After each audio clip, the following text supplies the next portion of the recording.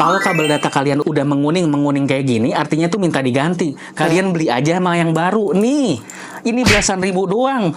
Kemampuannya sama-sama bisa super fast charging, sama-sama bisa flash charging, sama-sama bisa super fux, sama-sama bisa mi turbo.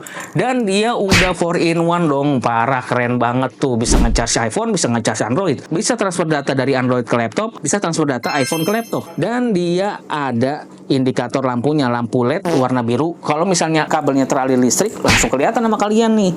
Udah pokoknya dibeli aja di keranjang gua. Yang udah gua tes masing-masing flash chargingnya itu ada di keranjang gua. Gua nggak tahu di keranjang orang lain ya. Pokoknya beli aja nih, cuma belasan ribu doang kok.